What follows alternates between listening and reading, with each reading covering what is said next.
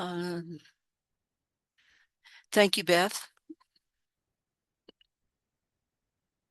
All right. So I welcome you to a discussion of violence prevention theory and practice sponsored by the League of Women Voters of Colorado's Task Force on Gun Violence Prevention.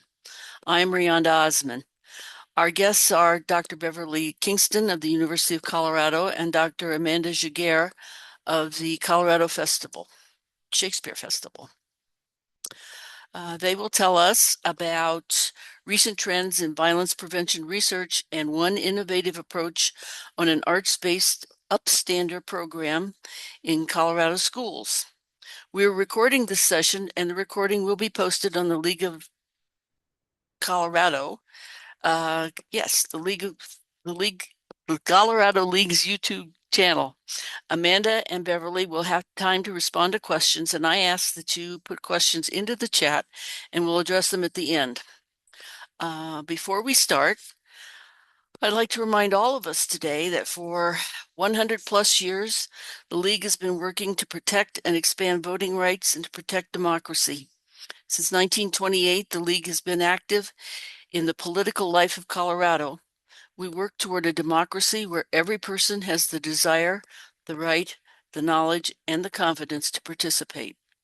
The League is nonpartisan, and what that means to us is that we neither support nor oppose candidates or parties, but we do interact with elected leaders at all levels based on our positions on public policy issues.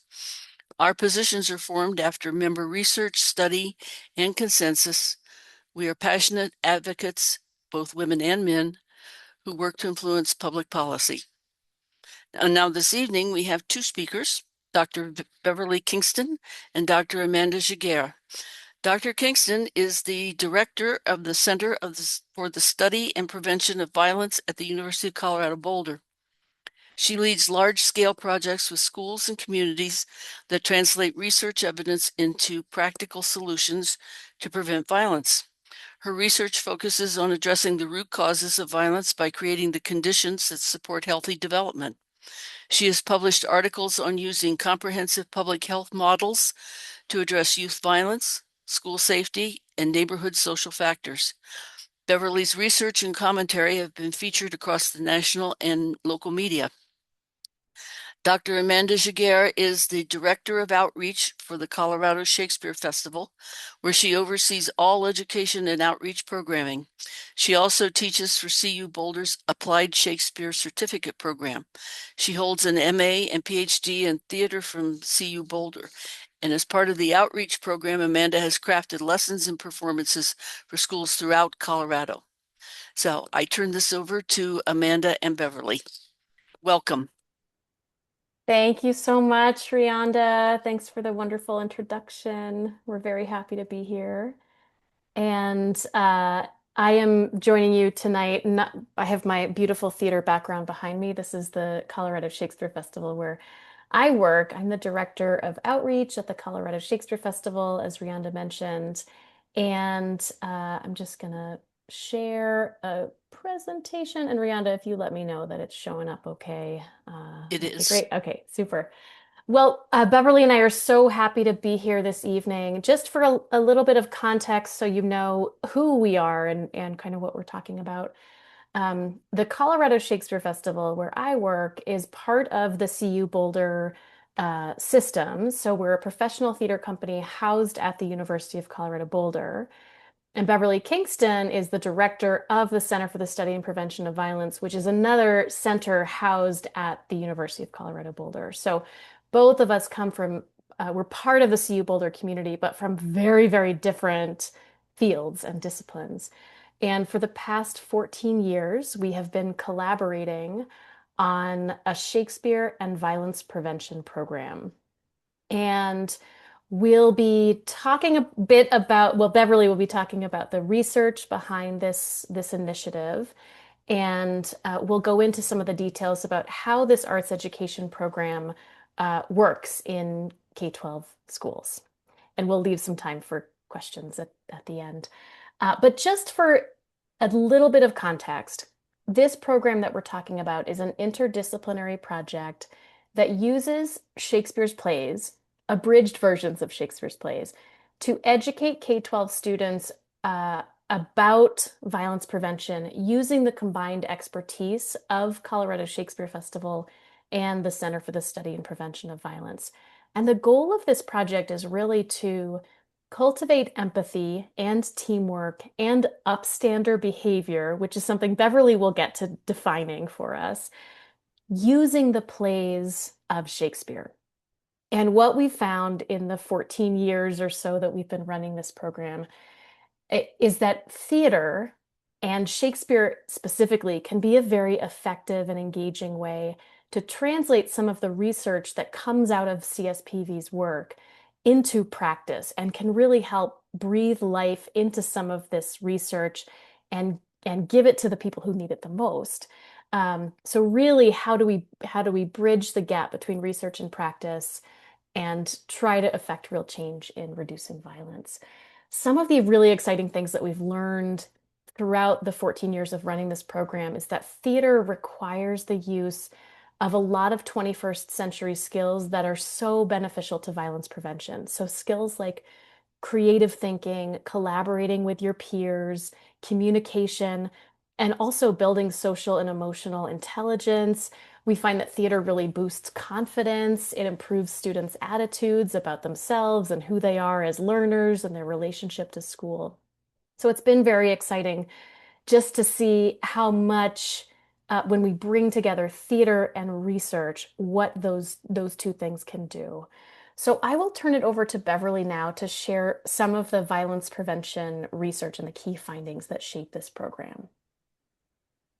Thanks, Amanda. I'm really happy to be here with all of you tonight. And I have to give a welcome to my parents who are on the call. You might notice there's some people with the same last name as me. And hello, Mom and Dad.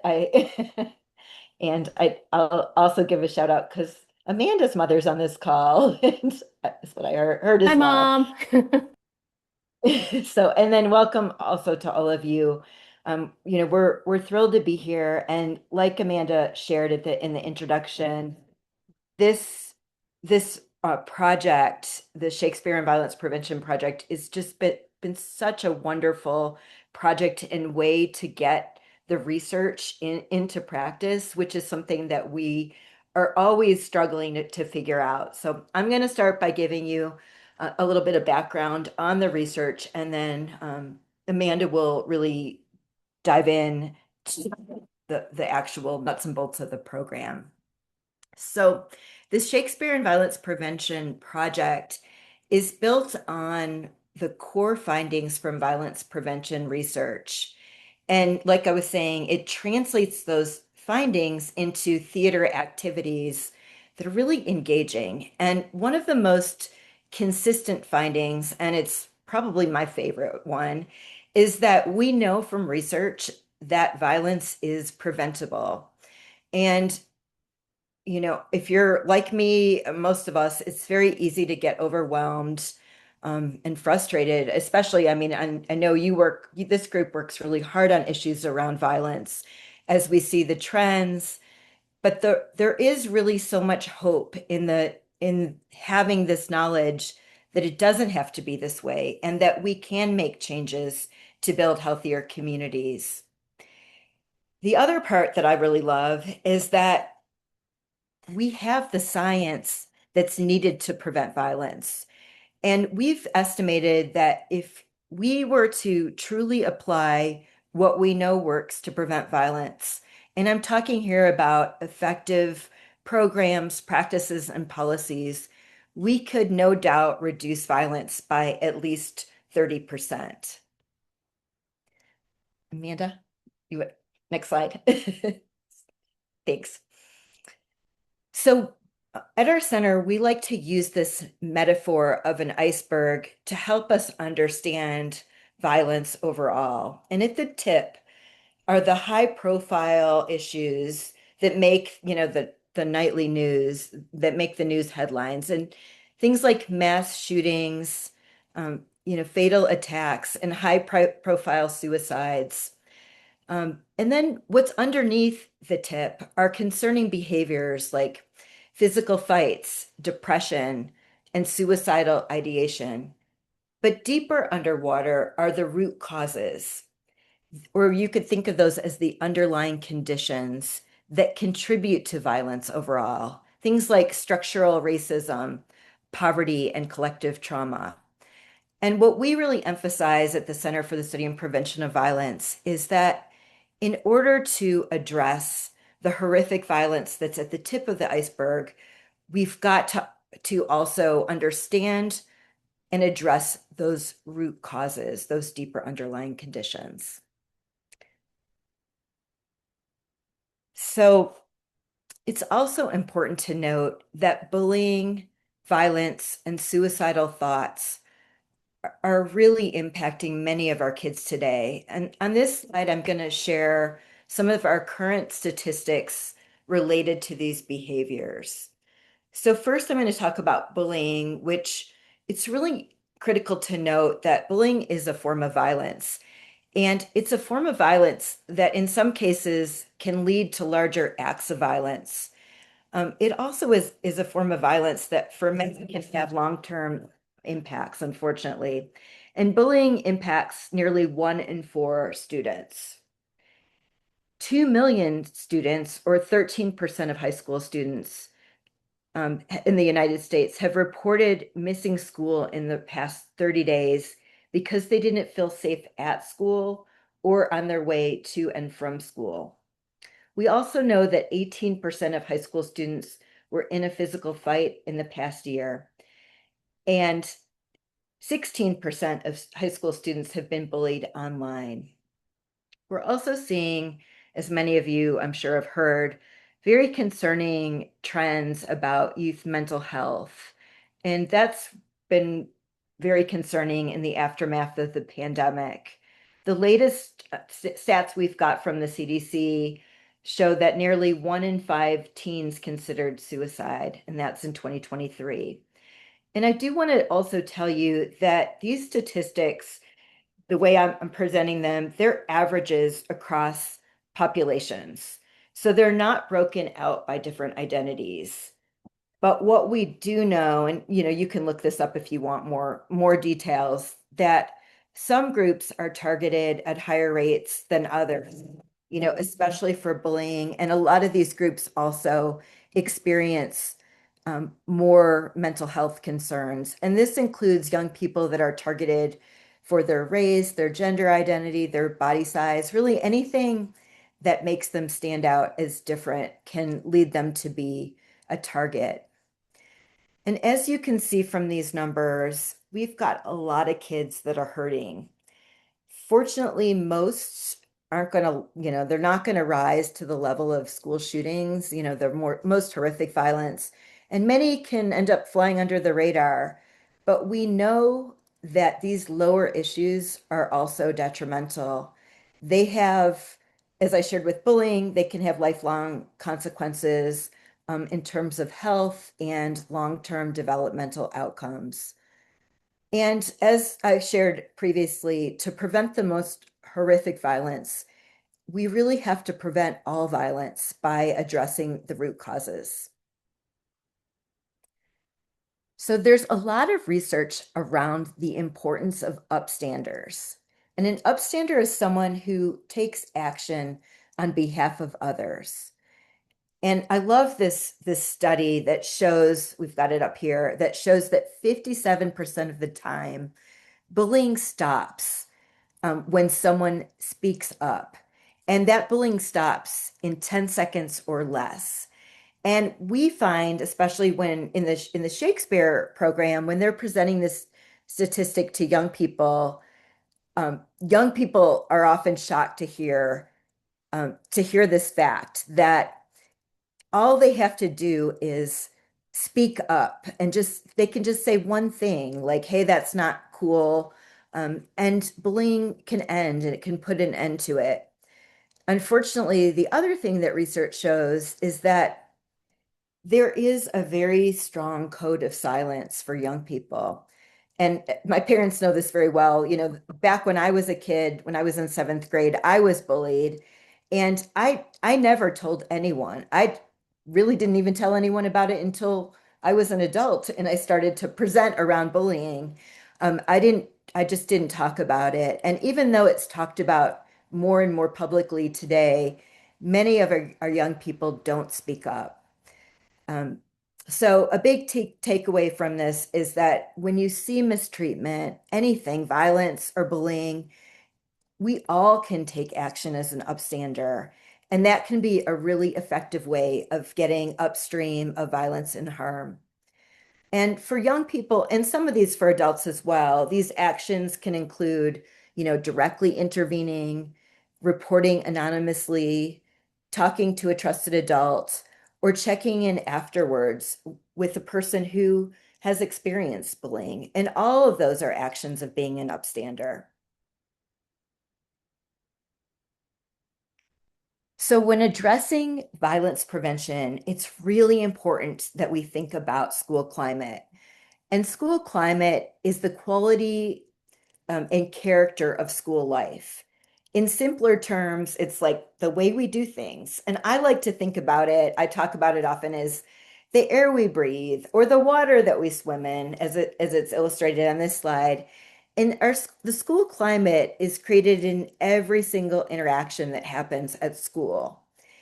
What we also know from research is that school climate affects whether bystanders are going to become upstanders, and they're going to share information about safety concerns.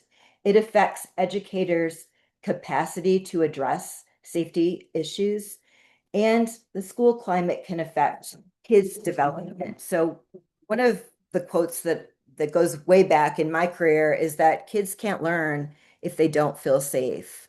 So in a negative school climate, bystanders are less likely to become upstanders. Educators are less likely to address safety issues. A lot of times that's due to trust. And then student behavior tends to become more problematic overall. In a positive school climate, some of the characteristics are listed on this slide. So students feel like they belong, they are valued, and they are physically and emotionally safe.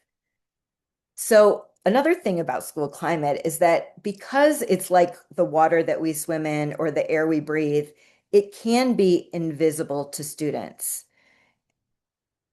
Helping students to become more aware of climate can help the students then make better choices about cultivating the kind of environment that they want for their school. And you're going to hear more of this in a few minutes, but theater is such a valuable way to explore a climate because it establishes an imaginary world. It establishes a world that has a wide variety of characters with different views. Um, some of the fictional worlds, it can illustrate some really challenging situations. And that can help young people to be able to become more aware and to observe and analyze the climates that they're actually in.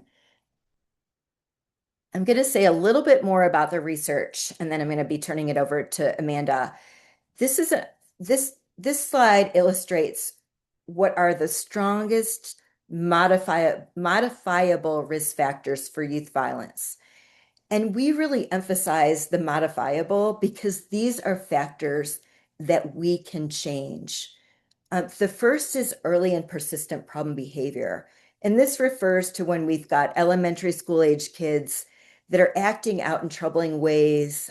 They could be bringing a weapon to school.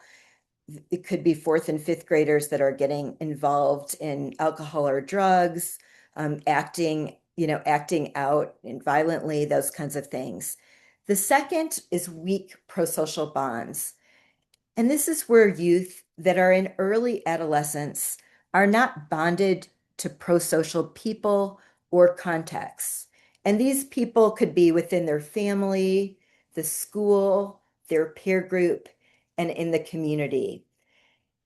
And what happens is when young people have those weak prosocial bonds, it really opens the door for them to associate with friends who engage in problem behaviors or negative, harmful behaviors.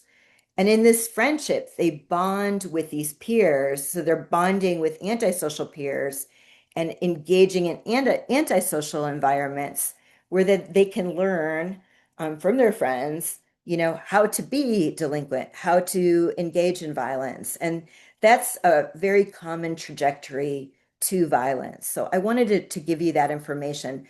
The good news is that we also have modifiable protective factors. Amanda, oh yeah, there you go. And the first one is that supportive pro-social relationships make a huge difference. We know there's so much research that shows if a young person has at least one trusted adult in their life, that's very protective of them from engaging into the antisocial behaviors that we get concerned about. We also know that emotional competencies like the ability to manage emotions, connect with peers, um, and navigate healthy relationships, make good decisions, all of that is very protective. And then the third area, this is the flip side of the risk factor, pro-social involvement and connection with peers, school, family, and community is very protective.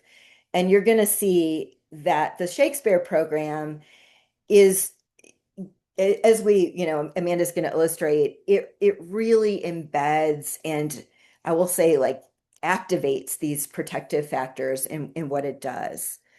So now I have one last slide where I want to just bring together the key takeaways, because I know these are many different components of violence prevention research that can be a little challenging to absorb it all. So the key takeaways, our violence is preventable. We need to address the root causes. We want to move upstream of the problem. We want to cultivate upstanders, foster a positive school climate, and reduce risk and increase protection for youth violence. So now I'm going to turn it back to Amanda, and she's going to share how Shakespeare integrates these key takeaways into their program. Thank you, Beverly. I could listen to you talk about violence prevention research all day long. I learned so much from you. So just real briefly, I want to share a bit about how the Shakespeare and Violence Prevention Program works. So first of all, the plays are not 3 or 4 hours long as they are originally. So we do abridge all the performances down to about 30 to 45 minutes. We're currently touring a 30-minute Tempest and a 60-minute Hamlet. So we really do try to condense the meat of the story down. They're performed by professional actors who visit schools to perform these abridged plays in cafeterias, gymnasiums, wherever the performance happens at a school. And in these plays, in these abridged versions of the plays, we see a lot of bad behavior, essentially, which is something Shakespeare really excelled at, showing people in conflict, people in strife. We don't change the language of Shakespeare's plays, but we do condense it. We'll sometimes condense a couple of different characters down to one single character. One actor might play 2 or 3 or sometimes 4 different characters in a play that's indicated by a quick change of a hat or putting on a cape to indicate I'm shifting roles. And that's a pretty important way that we are aligning with violence prevention research, with actors playing many roles, because we know that roles can shift and change. And as Beverly talked about, these malleable or modifiable factors are important to think about. And that is subtly emphasizing the idea that change is possible. So as we see one actor transform from Hamlet to the gravedigger, we are subtly learning that change is possible and that behaviors can change.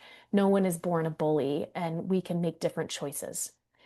In our abridged versions, we see, as I mentioned, we see a lot of characters shifting roles. And so that's sort of important to keep in mind. And we do ask the kids to reflect on that too. Who did we see change in the play? After the show, the actors hold a post-show conversation where they're reflecting on other examples of where did we see harm in the play, who had the opportunity to be an upstander, how could upstanders have made a difference in what we're seeing in the play. And then after the performance, each actor leads a classroom interactive workshop that connects the plays to larger patterns of violence, and where students are given the opportunity to actually step into a moment of conflict in the play and rehearse what their solution might be, to practice their own upstander strategy and to put it in their bodies and in their voices. We create study guides for every title in the Shakespeare and Violence Prevention program that we translate in both English and Spanish. And shortly, I'll share a link in the chat because all of those study guides are available to the public, and we post them all on our website if you're curious about the curricular connections. Um, so that's sort of the basics of how the program works. The program, as I mentioned, began in 2011, so we've been running it for about 14 years, and initially, it started as mostly just a kind of idea, could we connect a play that we were planning to tour? We're getting ready to tour a production of Twelfth Night. Uh, and in that play, there's a character named Malvolio who is pranked, and it's very funny. And he's pranked and he's tricked into wearing yellow stockings, and he becomes the laughing stock of the household. But by the end of the play, Malvolio says his last line is, "I'll be revenged on the whole pack of you." And we never see him again. Everybody else gets their happy ending except for Malvolio. And so that sparked some questions. We were planning to tour this show, and we wondered, is there a way to tie that play into contemporary conversations about bullying? And I was connected with the Center for the Study and Prevention of Violence. Someone set up a meeting, and I went into this meeting half expecting, CSPV's team to say, yes, here's an article you can read, and good luck with your little play. But they said, we want to partner with you. And so that was the birth of the violence prevention program. And really, so since that lovely meeting, we've reached about 140,000 Colorado students.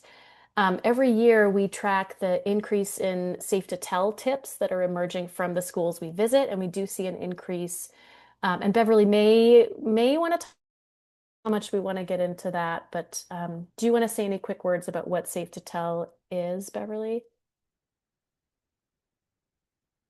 Yeah, Safe to Tell is an anonymous reporting system so that anyone who sees any of us really can use it, but it's especially for it was first developed for K through 12.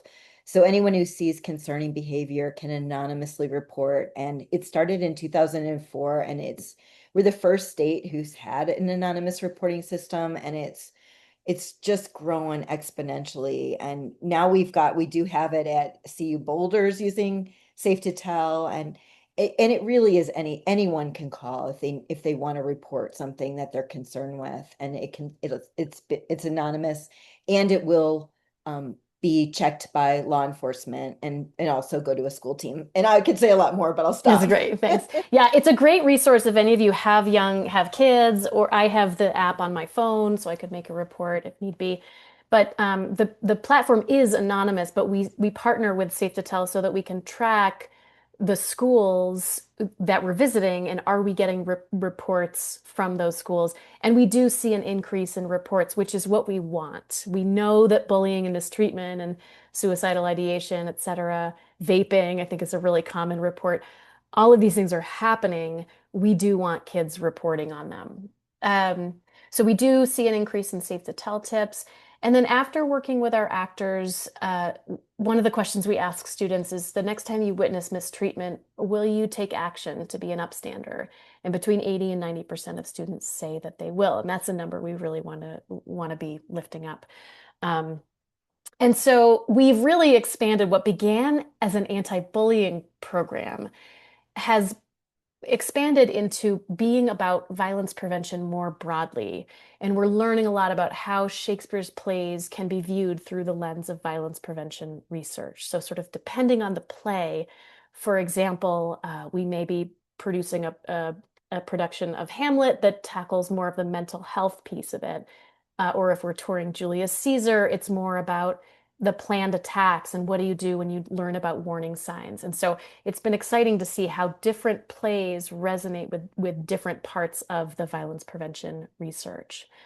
And across the board, we really find that over and over, theater and Shakespeare reinforces a lot of the core ideas in violence prevention. And theater can be this very exciting way to translate that research into practice. One of the questions I get a lot is why Shakespeare? Why are we using these plays that feature wars and overthrows and murders? And we do the comedies too, but we do see a lot of bad behavior in the plays. And so, why are we using these plays to think about violence? And that's a very exciting question to me because I think the way that we frame the way we use Shakespeare's plays is sort of pivotal in answering that question because we can use the plays in order to unpack things that we see in our own world. So what we see in Shakespeare's plays is a lot of complexity. We see multiple viewpoints with no clear answers. Shakespeare's plays don't have heroes and villains. They have rich characters who are all coming from their own unique subject position. And so when we engage with a Shakespeare play, we're grappling with complexity where we have no simple answers, and we're kind of forced to come face to face with humanity, just a wide array of different humans. We see a lot of examples of harm in these plays. And it's important to remember that a play does not show us an ideal world. That would make for very boring theater if plays showed us utopias. But a play can show us a complicated world where we get to engage with complexity and with paradox and with ambiguity. And so one key part of the work we do in the violence prevention program using Shakespeare is that we are encouraging students to role play. And when we role play, this is an opportunity to practice alternatives to the violence that we see in the play. It's an opportunity to step into the narrative that Shakespeare wrote and to rewrite it, essentially. And that kind of work requires students to practice perspective taking or practice empathy. So considering the world from someone else's perspective, which is exactly what an actor does when they are playing a character. They're thinking, I'm not going to pass judgment on Iago. I'm going to think about what does it mean to be Iago, for example. So role playing also requires teamwork, working together with your scene partners, with your classmates.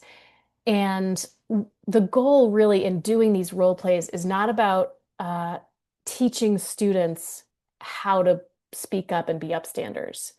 It's about having them practice their own strategies that they feel comfortable doing because we're all very different.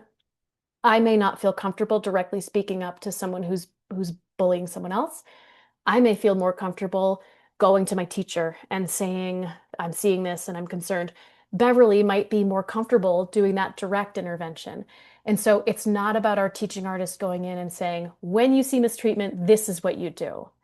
It's instead about let's have you practice the kind of behavior that you might feel comfortable uh, doing in the real world. And so, why do we use role playing and why do we use this idea of practice and rehearsing? So just like in the theater, we work a lot in the rehearsal room before we share things with an audience. And so the classroom, when we practice and role play these upstander behaviors, becomes this safe laboratory where we can try on different behaviors and try out how does it feel to speak up? Do I feel comfortable speaking up? Or, how do I want to stand when I'm going to talk to my teacher about this? This kind of rehearsal allows us to practice these behaviors to maybe do it wrong, to mess up, to sort of fail in a safe environment. And if we can build that safe environment where it becomes okay to practice being an upstander, then our hope is that in the real world, we're a little more comfortable to put these ideas into practice. And so another important thing to emphasize is that there's no single perfect solution that will prevent violence once and for all. And that's important to remember too, that we're just trying our best. Um, this is a chance to practice my upstander strategy before I need it.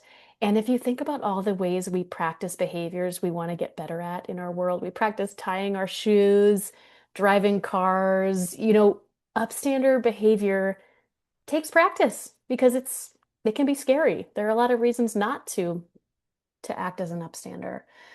It's also very important that we emphasize safety. And so emphasizing that, first of all, what feels safe for one person may not feel safe for another. And also that if you ever feel like you do not want to intervene in a situation because it's unsafe for you, that's important information to listen to. You don't want to be putting yourself in harm's way as well. So after many years of running the Shakespeare and Violence Prevention program in Colorado schools, I decided that I was seeing this program was really working, and I wanted to find another way to share this work that I found very enriching with a wider community. And so I decided to write a book to help educators implement this kind of work in their own classrooms, because truly, I don't think you need to be a classically trained actor or have a doctorate in violence prevention research to do this kind of work. And in fact, if we want to introduce real change, more of us, we need to be spreading out this work among more of us. And so I can imagine a lot more people doing this kind of work, including teachers and parents, more kids and teens. And so the book that I wrote is called Shakespeare and Violence Prevention Program, a practical handbook for educators. And it's essentially a manual for how we've shaped our program and what kind of thinking went into the way we've designed our program in the hopes that it becomes easier for others to replicate this kind of work elsewhere.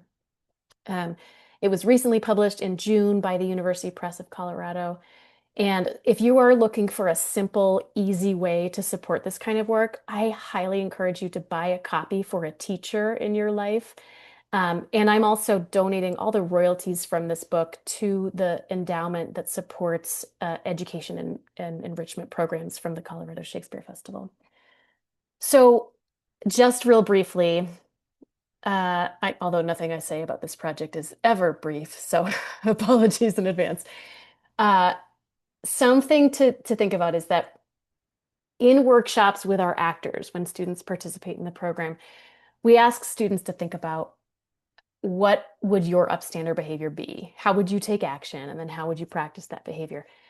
I really want to emphasize that this is not just something kids should be thinking about. This is not something we want to put only on the shoulders of children, because all of us are caught up in this question of how do we shift our culture from a culture of bystanders to a culture in which, of course, we take action as upstanders when we see people hurting. And so that's a question I invite you to think about. The fact that you all showed up this evening and are part of this enriching community and working to make change in our state, that's upstander behavior right there. So there are a lot of different ways of being an upstander. So I just invite all of us to think about how could we all take action to protect others and to build connections, all of those enriching social emotional bonds, that all those pro-social bonds that Beverly's talking about. How can we be actively building safer spaces in our world? And I think that if we can think through these scenarios before we need them, we're a little bit more prepared to put them into practice. It's been very exciting to see how theater can help translate all of Beverly's research, translate it into practice. And I'm learning more about some of the exciting research that's being done to explore the psychological and developmental benefits of arts education and how early exposure to theater has all kinds of amazing side effects that have actually nothing to do with being a better performer. Yes, that's one of the things. We're training great performers, but also when kids are engaging in the arts as young people, they're boosting their confidence, they're developing enhanced language skills, they're developing a better understanding of how emotions work, emotional intelligence, flexible thinking, all of these things that relate to the root causes of violence. And so when, as a culture, we can slow down, tune in more to who we are, who the other people are in the world with us, all of these things really do come from the theater. And there's also exciting research about how engaging with the arts enhances your civic engagement and boosts your likelihood to be voters, which is just mind blowing. And it makes sense that in theater, which is a participatory art form, of course, we're learning to get involved and participate in our lives.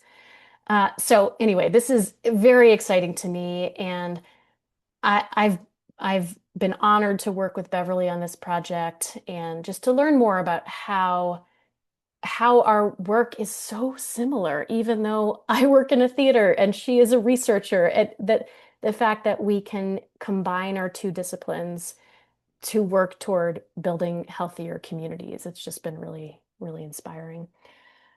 And so we will close with sort of a note about hope, which Beverly referenced at the beginning of this presentation.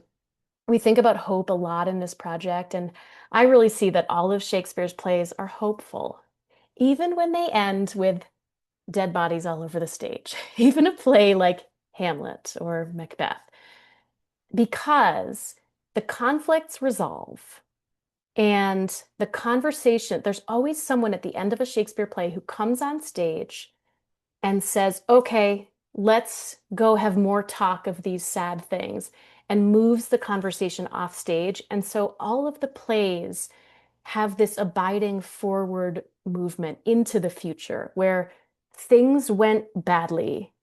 Let's go off stage and talk about these things. And that conversation piece of the plays, that sort of sense that the future is open and that change is possible, is something I keep coming back to in this program. And I often think about there's a play called Cymbeline, which is one of Shakespeare's late plays. And at the end of that play, there's a character who comes face to face with this guy who has really made life horrible for him. And he's given the chance to exact his punishment on this person who's harmed him. But instead of exacting his punishment, the man says to the person who's wronged him, I'm not going to kill you. Just live and deal with others better. And I love this quote so much because it's so simple, but also it acknowledges things have not gone very well. We just do better next time. And so I hang on to that idea a lot, that let's remember that change is possible. With practice, even if we messed up the first time, we can try again. We can get it right next time. We can try to do better next time. And engaging with these plays reminds me that, our society is not the first society to have conflict and struggle. This is part of our collective history, and connecting with a time beyond our own from centuries ago is a good reminder that, we can make slow incremental changes. I'll turn it over to Beverly now. Thanks, Amanda. I love what you just shared. Yeah, we both agreed we wanted to end with hope. And as Amanda shared, and I've shared a little bit, this project, I love this project so much because it really brings to life what, like the words we talk about, and brings to action these key ideas and these key lessons from violence prevention research.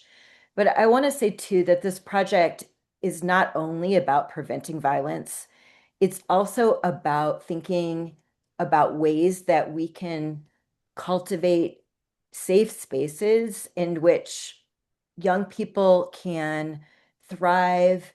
They can bring their true selves forward. They can bring their unique gifts in the world and be seen and valued for who they are. And I want to say, every year, Amanda and I and all the actors, when they're in training, we all get together and we talk about the research, and they're the ones, it's the actors that are, you know, that are bringing this forward to the young people. And I love our conversations because with the actors, like that is their gift, and they're bringing that, so passionately into the world, and they are start to reflect on the whole process of, how did they get involved in acting? Who saw them? What an opportunity it was. And so, there's so many, I guess, spin-offs in this initiative, and it's reached so many young people. And with Amanda's book and her travels, she just came back recently from presenting about her work in Australia. This is reaching outward, I think bigger than we ever imagined. And as a result, we can really make changes in the schools. This can also be something, as Amanda shared, that can be done in communities. And I always think about this work as planting the seeds, for future generations. So thank you all so much for being here, and thank you, Amanda, for this wonderful work. um, it's just outstanding, and every year I just get blown away by how it keeps growing and spinning off and becoming better and better. So it's really an honor to work with you and to do this together. Right back at you, Beverly. And so I mentioned if you're interested in supporting this kind of work, one of the ways you can do that is buy my book, buy it for a teacher. And I mentioned I'm donating all the royalties back to the endowment that pays our actors and supports this program and keeps the program in Colorado schools, which is one way to support. And then you can also make a donation to Beverly's amazing Center for the Study and Prevention of Violence.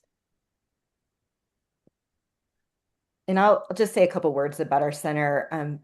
We've been around since 1992, and our mission this whole time is all about bringing research into practice. And also, what I say nowadays is bringing practice into research. So we work very closely with community and school partners in Colorado, nationally and internationally. And we're a fully grant dependent center, and this has always been challenging, but it's especially challenging with what's happening with our federal funding. And we're pretty much 90% federally funded. So it's a very scary time for us.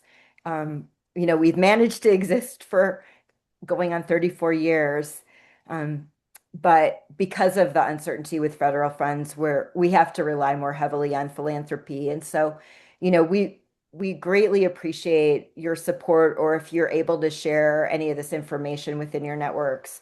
It just would mean the world to us. And we're not too used to fundraising, but um, if you can help, we would greatly appreciate it. And no matter what, we're just so grateful to be able to share these messages with you all. And um, you know, I think most important is that you walk away with some of these tools and being able to think about how you can be an upstander, how you can share some of these messages with your family, with your friends, again, people in your network. So with that, maybe we'll open it up for questions and discussion. And we have a small group, so we can talk. Yeah. Yeah, and both Beverly and I have websites, and you're welcome to learn more about both of our work. Can I say, Beverly, that you are also working on a book, which will be out, knock on wood, sometime soon. So check her Yeah. website. Okay. Thank you. Thank you both very much. This has been very enjoyable and fun. We have While everybody else is thinking about their questions, we have one in the chat. Pat Long asks, do you work with our local school systems?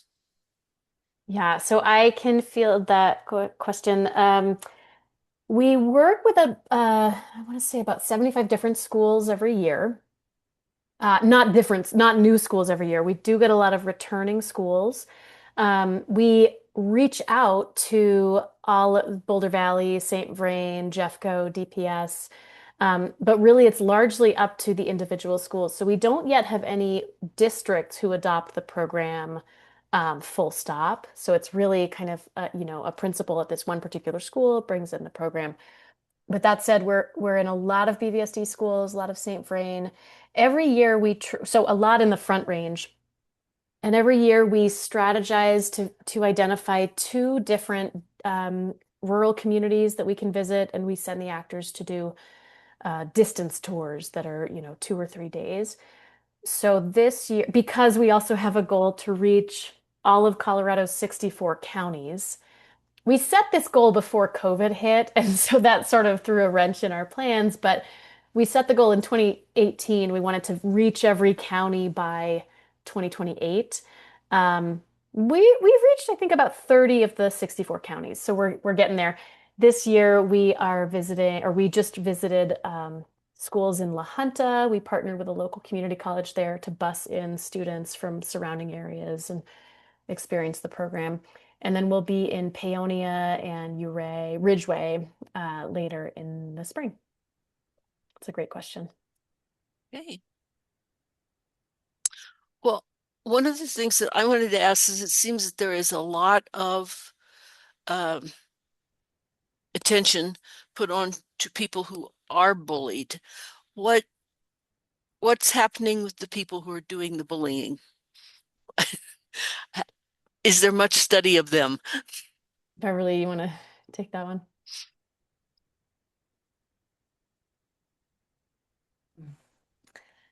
Yeah, I mean there are interventions, that can be used for both the bullies and the victims.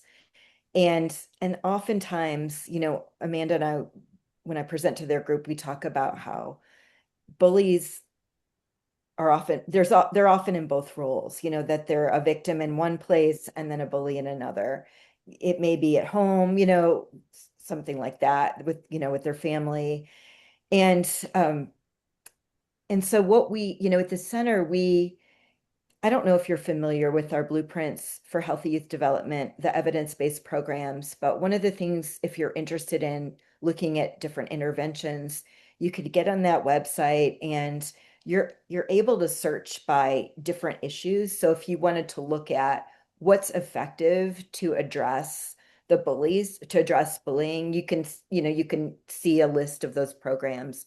And what I love about the blueprints programs, when I talked about that 30% reduction in youth violence, that's where we get that number from. These are tested, effective programs. They're tested through multiple randomized trials.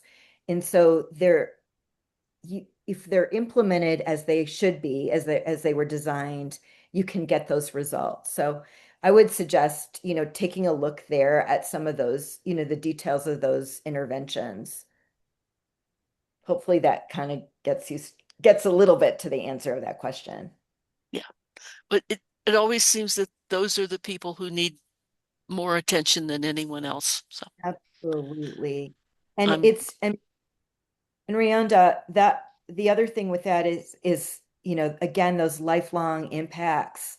So of the young people that are in that role of bullying, and if they're not getting the supports that they need, how does that, follow through in their life course? And so like I'm sure you're feeling inside, we really want to get young people who are acting those ways the supports that they need so they can change before they wreak havoc even more exactly, on the bigger worlds. exactly. And Yeah. I think we see it play out in Shakespeare's plays too, that any of the characters who perpetrate any kind of violence or enact harm on others, Mm, they are, and if you're an actor playing that role, your job is not to pass judgment on them or to play them as a yeah. villain. They're a real human being, and things have happened to them that are impacting their behaviors. And so I love how the research is all about exploring humans in their full humanity, and that's just what we do in theater as well. We're Mm, bringing these characters to life. I'm thinking of Don John in Much Ado About Nothing, who causes all this harm, mm, but he is hurting. He is really mm. suffering. Yeah, I agree with you, Amanda. In the plays, sometimes we get glimpses into little bits into the character's background that led them, or we hypothesize that it led them down that path. And it's cool too in the theater that we can sometimes in the theater in some of the talkbacks or the workshops, we'll talk about what could be a different ending to this. What could how could this how could this, and again, this is not going to necessarily uh, overcome bullying, but it does, shed light into how the story could be told in a different way. And I think that's really, really powerful. Excellent. Thank you. Anybody else have questions for this evening?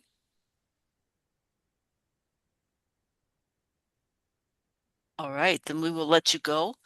I believe Amanda has a play to attend this evening. I have a play to attend.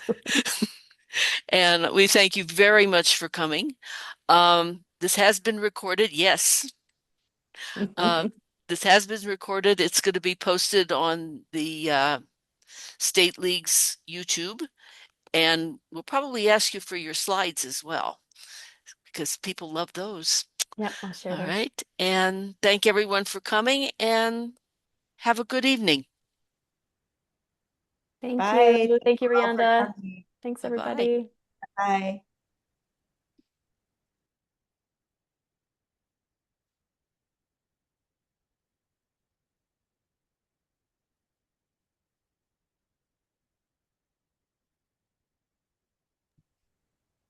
Hi, Pat.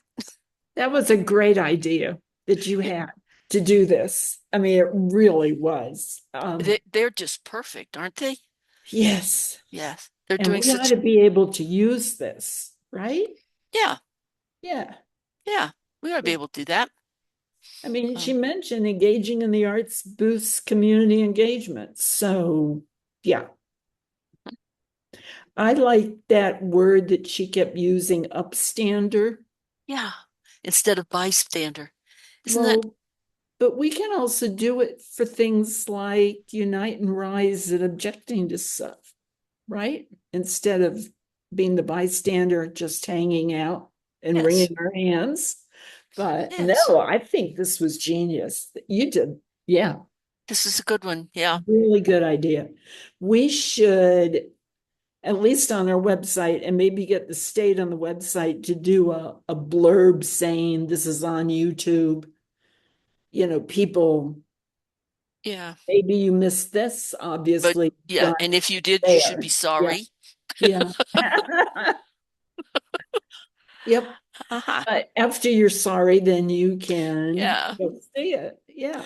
Blue But on. Oh, let me see. Maybe I just, C2. but what they're doing is amazing. I would have loved to have seen it in my middle school with the Really? kids.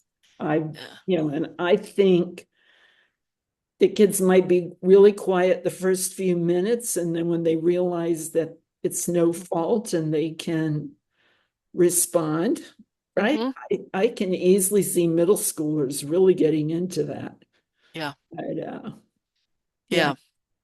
And for a lot of the high school kids really flourish when they're in the arts programs, right? Mm-hmm. So I would think some of the theater teachers and some of the arts teachers would welcome that in their own schools. Maybe we could get our schools committee to think about it. What do you, oh, yeah, them. Rihanna. Shame, shame, shame, shame. But maybe they would. I mean, this is certainly pedagogically sound Yep. and scientifically based, and they've got And help. oh yeah, Mhm. they don't have to go do it. I mean, and I Yeah.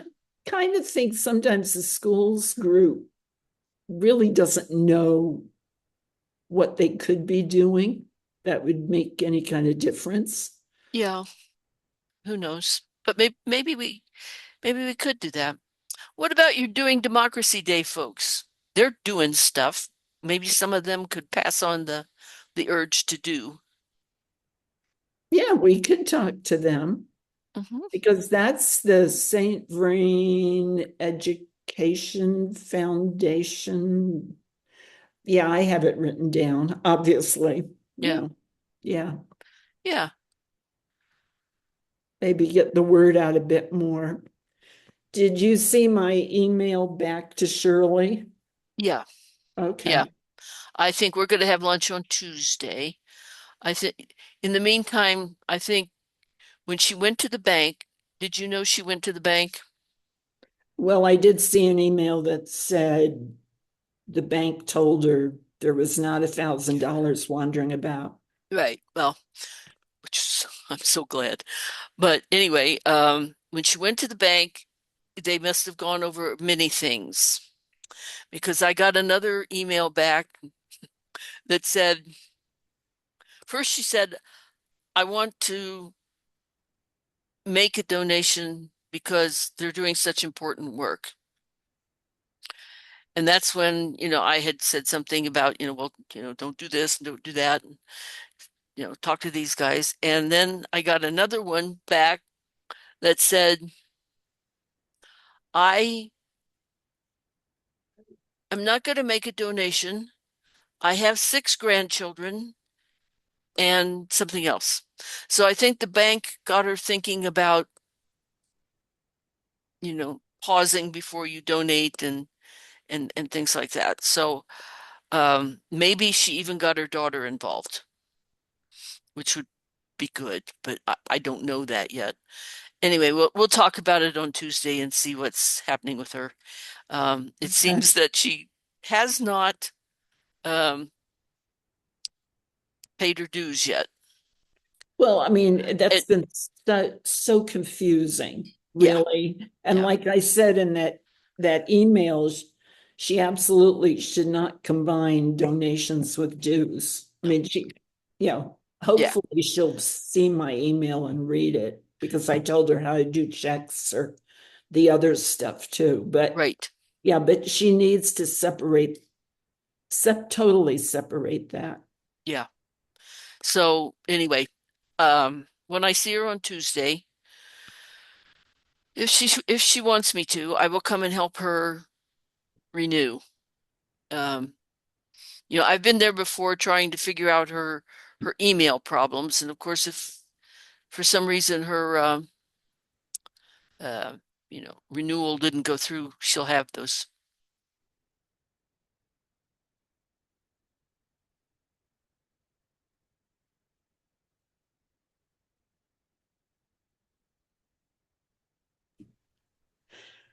You want to know if I was burning something in the oven? I actually need to get the chicken out, but it's not burning. Yes, dinner's in there too, so I need it needs my attention as well. So I'm Okay, glad you enjoyed this. I did, absolutely. Good and idea. yeah, All right, we talk soon? very soon. Okay, Okay, bye. bye-bye.